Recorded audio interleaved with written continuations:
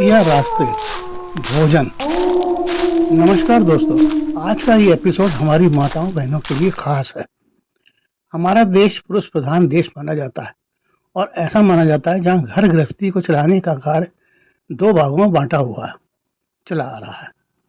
वैसे आज इस बंटवारे में काफी कुछ परिवर्तन हुए हैं, लेकिन फिर भी अभी भी बहुत कुछ होना बाकी है।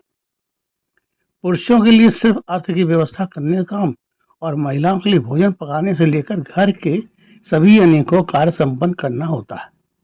कभी कभी रोज रोज एक ही दिनचर्या में लगे रहने से हमारी माताएं बहनें अपने अंदर खीज सी महसूस करने लगती हैं, और ये खीज तब और बढ़ जाती है जब उनसे ये कहा जाता है कि आज भोजन अच्छा नहीं बना या कपड़े साफ नहीं हुए वगैरह वगैरह। ये खीज सिर्फ तभी होती है जब हमारे जीवन में रंगों का अभाव होता है, यानी रोजमर्रा के कामों के साथ साथ हम कभी और कोई काम सोचते ही नहीं है।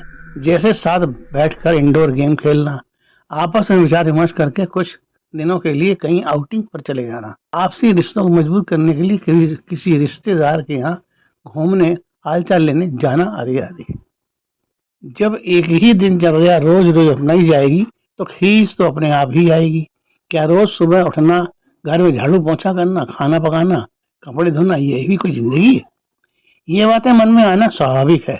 इसी के चलते कभी कभी खाना चिड़न और खींच के कारण बेस्वाद हो जाता है, जबकि खाना बनाने की प्रक्रिया वैसी ही होती है जो रोज अपनाई जाती है, जिससे माँ अन्नपूर्णा जो हमारे भंडार को हमेशा भरा रखती हैं, वे भी रुष्ट हो जाती हैं।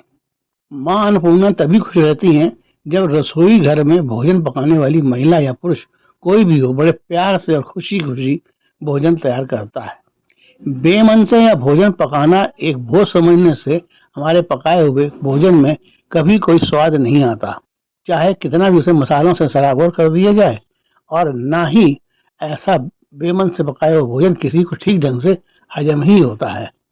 जब भोजन ठीक से हजम ही नहीं होगा तो बीमारियों का साम्राज्य भी हमारे घर में हो जाएगा, और फिर एक के बाद दूसरी परेशानियां हमारे घर में आना शुरू हो जाएंगी।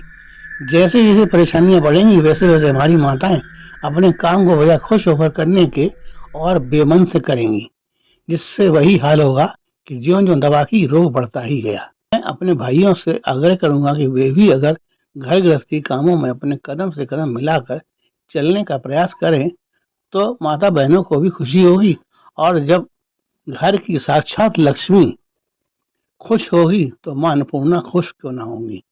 ये तो हो ही नहीं सकता। कुल मिलाकर बात यह है कि भोजन जब भी बनाएं खुश होकर और दिल से बनाएं, खाने वाला खुद खुश और आप भी खुश। और सबसे बड़ी बात कि आपके घर के अंदर जो एक प्रेत का रास्ता खुला हुआ था वो भी बंद हो जाएगा स्वतः ही।